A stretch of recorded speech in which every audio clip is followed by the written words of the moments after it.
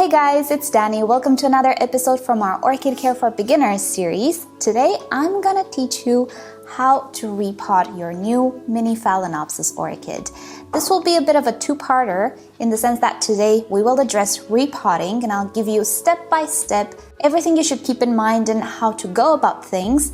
And next month, I'm gonna tell you how to further care for your Mini Phalaenopsis orchid. So if you're a total beginner, this video is for you and I hope it will help you out and I hope you'll enjoy it. So before we start, this video is of course sponsored by repotme.com, who is also the sponsor of this entire series. RepotMe offers you everything you could possibly need to properly take care of your orchid or mini orchid. From potting mixes to pots, fertilizers, accessories, and many more things. And not only for orchids, but also for other houseplants such as succulents and cacti.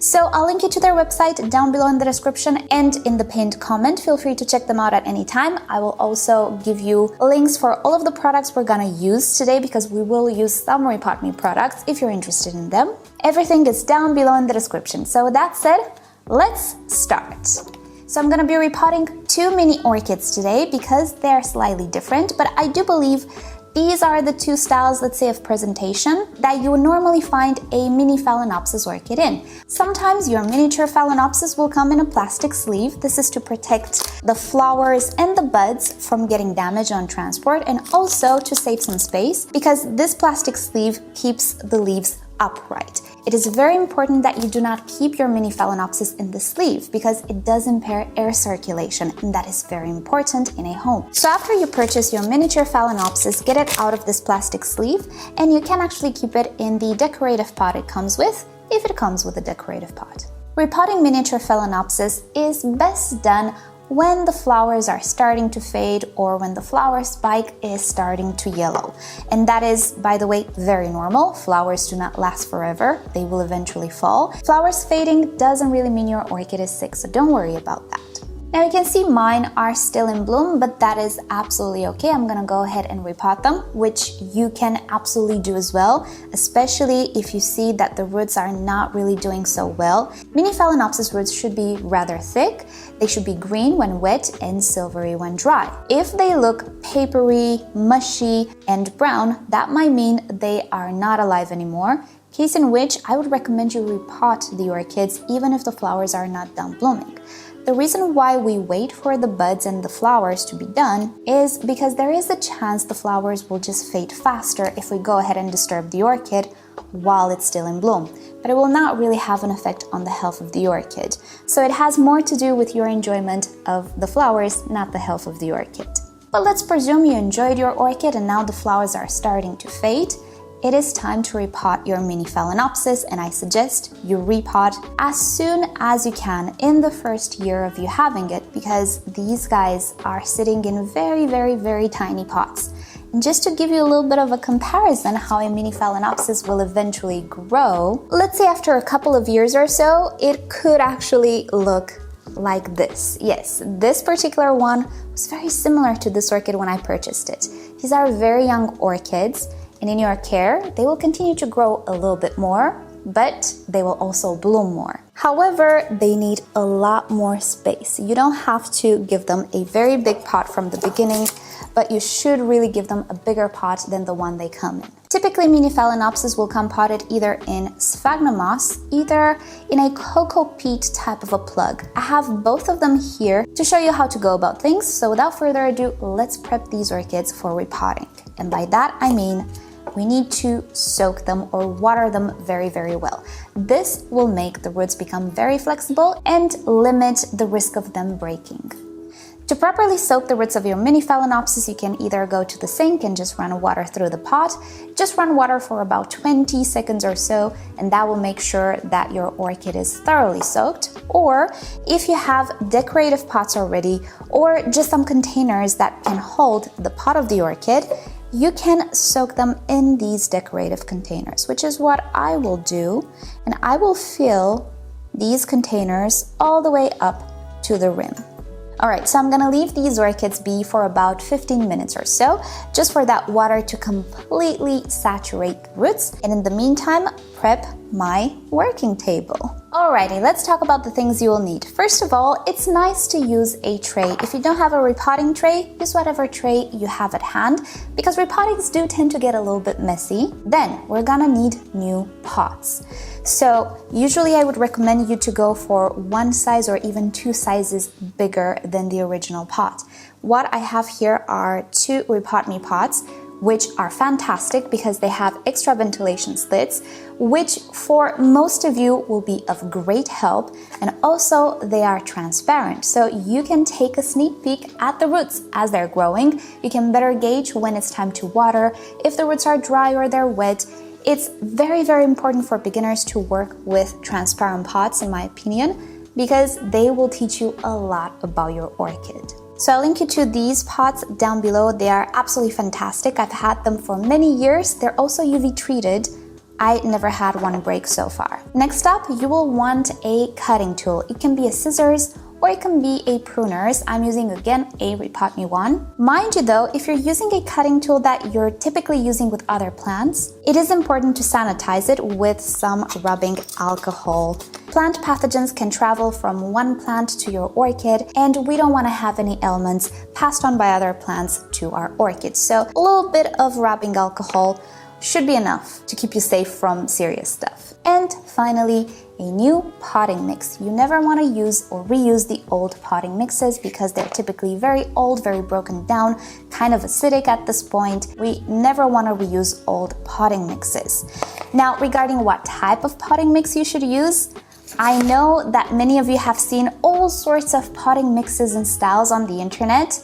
And the truth is that depending on environment and your availability and the type of orchid you have, you can actually grow these orchids in a multitude of wonderful potting mixes. But since you're at the beginning, we need to start from somewhere, and from there on, try to develop our own style. So what I'm giving you here is what I believe to be the safest potting mix and the one that will teach you the most about your orchid. It doesn't have to be the best potting mix for you long term. That is for you to find out, but I do believe it is the safest. And that potting mix is a very airy one.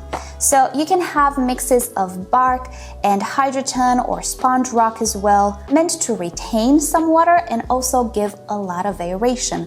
These orchids are epiphytic, they love a lot of air around the roots. So the safest potting mixes a beginner should start with, in my opinion, are the very airy ones. What I'm gonna be using here is just some plain old bark.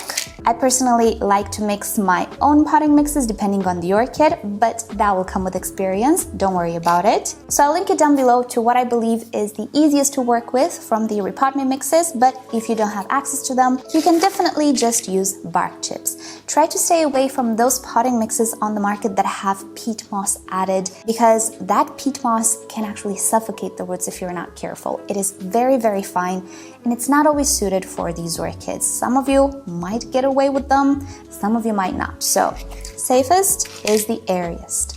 Additionally, if you suffer from very, very sensitive skin, such as me, you would want some gloves as well, because bark can be a little bit abrasive, and I personally always have all sorts of little cuts and little splinters, and yeah, it's not good for my skin. Righty, so with that said, I think it is time to start repotting. So we're gonna start with this one. I'm going to drain a little bit the water. This is the one potted in cocoa peat. So first thing we wanna do is remove the stake if you still have it attached. And if the flower spike is drying, if you don't have any more flowers, what I would do is just cut away from the base here the flower spike. Don't worry, these orchids will rebloom. I'm gonna tell you all about it in part 2 of this video. But since my orchid is still pretty much in full bloom, I think I'm gonna keep the flowers. They might decide to fade after this repot, and that is okay. They might decide to fade in a month. And when they will fade, I will cut the flower spike, definitely before summertime. But for now, I'm just gonna let it be because I just purchased this orchid and I wanna enjoy it a little bit. So I also removed the tag, and the next thing I want to do is start to squeeze gently on this pot. This will make the roots that might have attached to the pot detach very, very easy. If you have some roots growing out of the drainage holes, that is normal. It's okay if some roots get a little bit damaged. Typically though, you won't have a lot of roots growing out of the pot at this stage. So I pressed on the pot gently, then I'm going to grab my orchid from the very base of the stem to pull it out. Never grab your orchid by the leaves or by its flower spike. If you want to keep the flower spike, you want to go down here to the base, hold it like this, and then pull. And there we go, pretty easy. So what I will do is start to gently remove this plug. You will see it's like a sponge, but slowly and surely I'm going to remove it. Don't worry if the roots start to move, that is absolutely fine, they are flexible. That's why we soaked the orchids prior to doing this, so that if we move them like this a little bit, they will be okay because they're flexible. When they are dry, they are rigid and they can snap. Alrighty, so I removed the vast majority of this potting medium. If you cannot scrape all of it from the roots, it's absolutely fine. Don't go ahead and scrape the roots, you might damage them. But all you want to do is remove the bulk of it. That's pretty much it. And at this point, you could go at the sink and rinse the root system only under running water, or you can let it be. I'm just gonna let it be because I did quite a good job in removing this medium. And also, I don't think running water will remove anything from this medium. Bark would be much easier to remove under running water, but not this medium. So at this point, we need to check for dead roots. And luckily for us, this orchid doesn't have many, but I'll give you a bit of a close-up to show you how good and healthy roots look versus not so healthy ones. Alright, so here are the very, very healthy roots. Notice how they are green and they are stiff. If we try to squeeze on them, you will see that some have a whiter or discolored appearance. These are absolutely fine as well. As long as they are stiff, they are great. Sometimes your mini orchid will have yellow roots or whitish roots.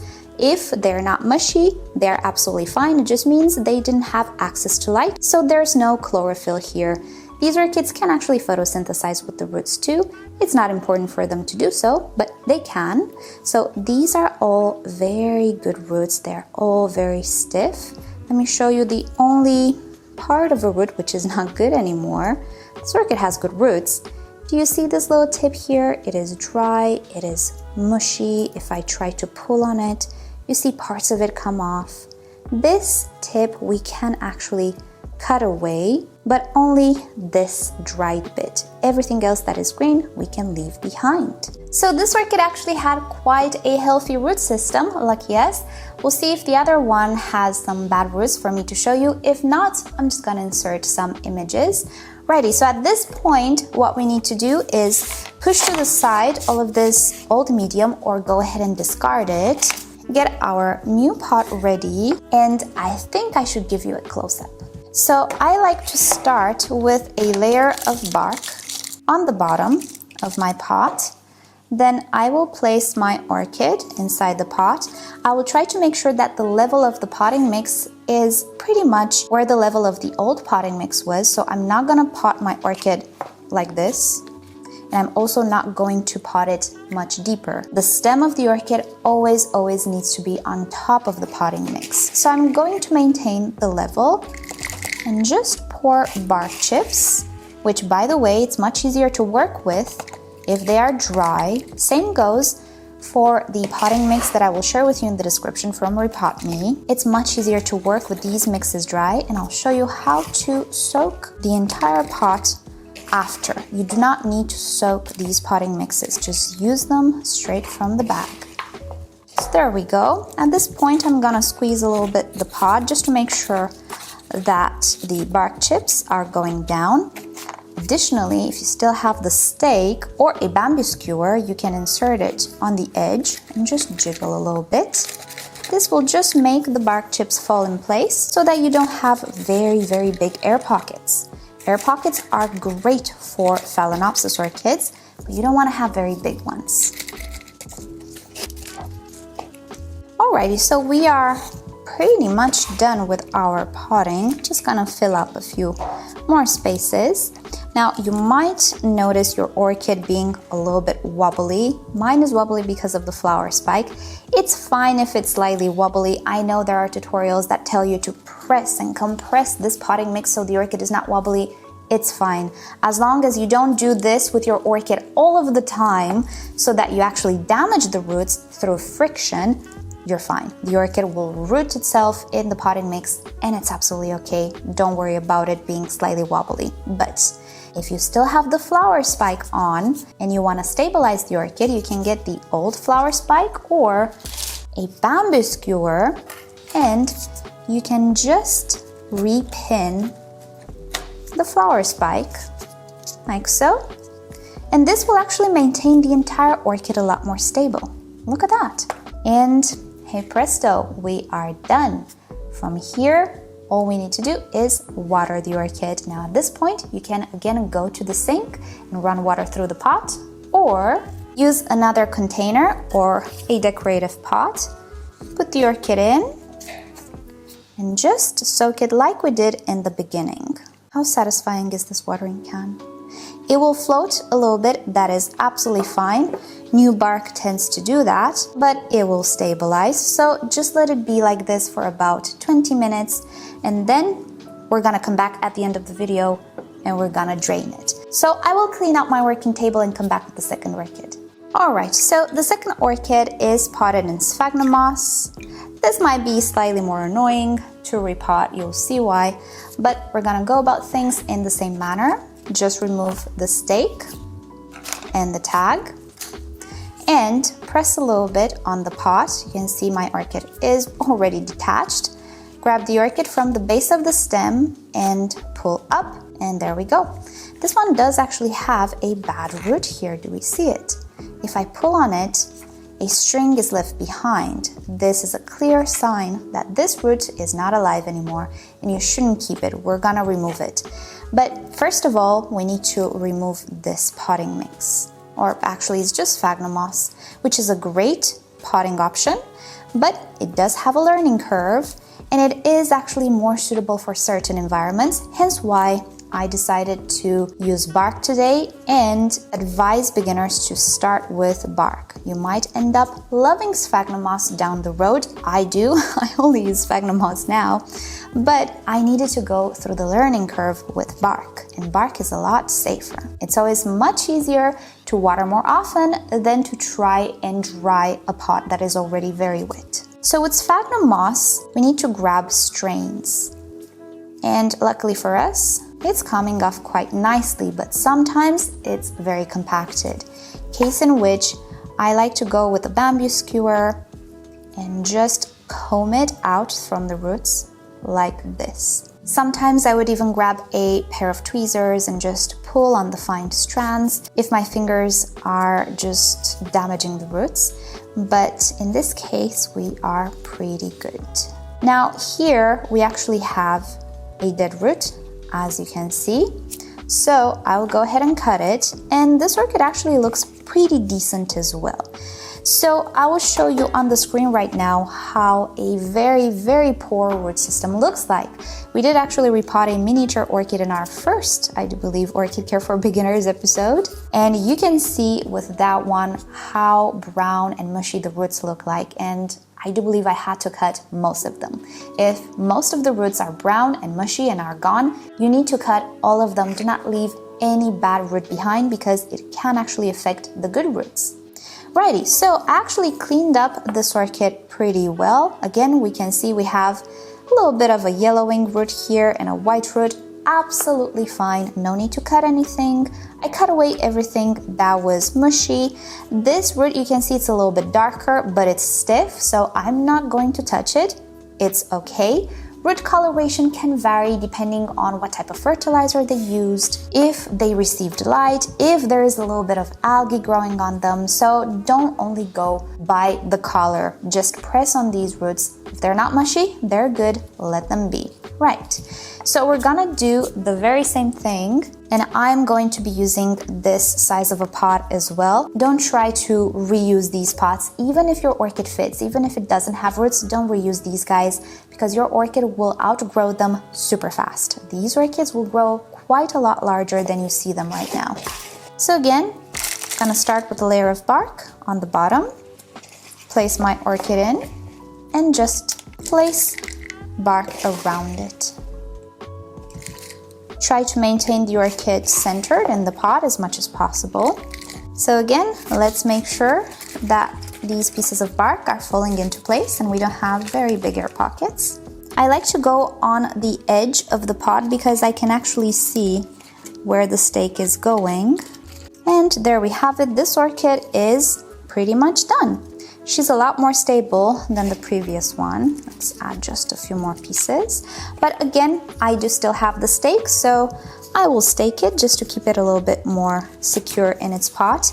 Even if you would have a dried flower spike, you could actually do this. Just leave enough of it to be able to stake it like this, and we are set.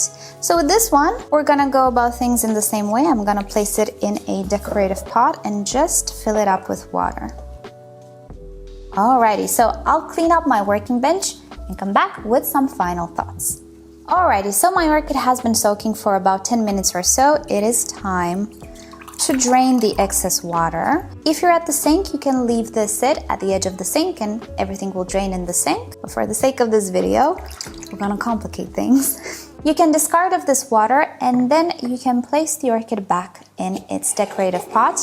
And there you have it. Your orchid should be absolutely fine from here on. Now, in the second part of this episode, next month, I'm gonna tell you about watering frequency and just some aftercare thoughts. I'm not gonna go into it right now because it's gonna take forever. But regarding repotting, we are pretty much done. Let's drain this orchid as well. This is the easiest and most efficient way to repot your miniature Phalaenopsis if you're a beginner.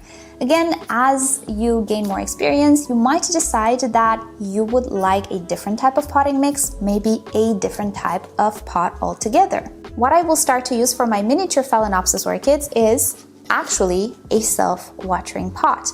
I will use only sphagnum moss in this self-watering pot, which, yes, it is very, very different from what I just showed you, but I had to go through this just to teach me how my environment works, how my orchid works in this environment, what it actually requires from me in this environment, because these things, these details will be different for each and every one of you. And me going ahead and tell you to do exactly what I do, it's really not a good idea. This you will have to discover on your own. There is no magic formula, and if you know me, you know that I don't really work with rules, but we all have to start from somewhere. So I do believe that this system that I put together for you guys for your very first orchid, I think it's the best you can do, and I think it will teach you a lot, even if you might discover in a year that it's not really working out all that well. You'll have a tremendous amount of knowledge by that time. So with that said, we are pretty much done for today. Thank you guys so much for watching. Hope this video was useful, and stay tuned for part 2, which will come in, is it May? It's May. It will come in June, where we're gonna talk about water frequency and some other details that have to do with aftercare. If you have questions for me to address in that video, put them down under this video so that I see them and I keep them in my mind, and I will address them in the next part. So with that said, thank you so much for watching. Thank you rePotme for sponsoring yet another Orchid Care for Beginners video, and I hope you'll have a great day and you enjoy your orchids. I'll see you all next time. Bye!